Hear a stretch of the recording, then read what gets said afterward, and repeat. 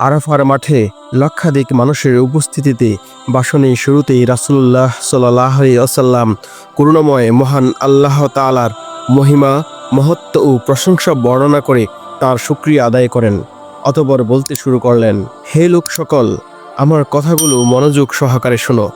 মনে হচ্ছে হজ আদায় করা আমার পক্ষে আর সম্ভব হবে না। শুনে রেখো, মূর্খতা যুগের কুসংস্কার, অন্ধবিশ্বাস, সর্বপ্রকার আচার আমার পদতলে দলিত হয়ে বাতিল বলে ঘোষিত হলো।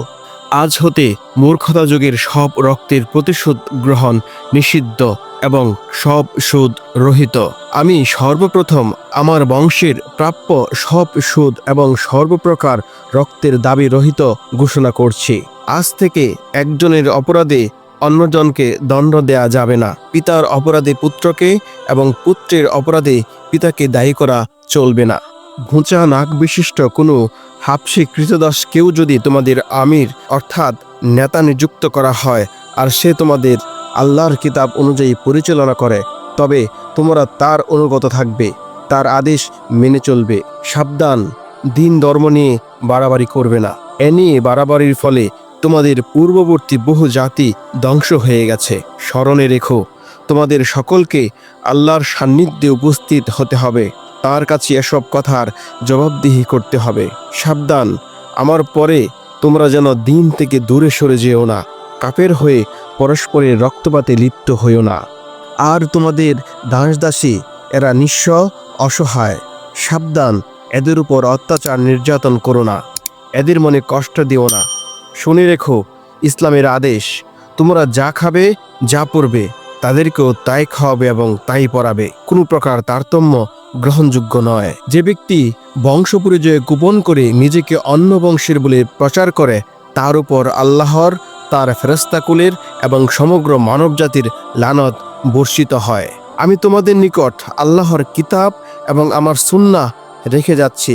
যত দিন পর্যন্ত তা আঁকড়ে ধরবে, তত দিন পর্যন্ত পথভ্রষ্ট হবে না।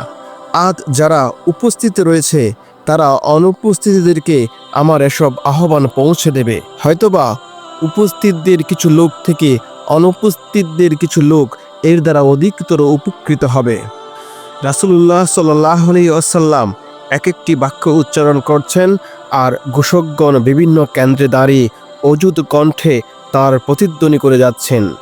এভাবে বিশাল জনসমাবেশের প্রত্যেক প্রান্তে তার আহ্বানগুলো পৌঁছে যায়। তিনি বলে চলেছেন আর তার বদনমণ্ডল জান্নাতি প্রবাহে দীপ্ত এবং কণ্ঠস্বর সত্যের তেজে দীপ্ত হয়ে উঠছে। এই অবস্থায় আকাশের পানে মুখ তুলে উচ্চ কণ্ঠে বলতে লাগলেন, হে আল্লাহ, আমি কি তোমার বাণী পৌঁছে দিয়েছি? আমি কি আরোপিত কর্তব্য সম্পূর্ণ করেছি?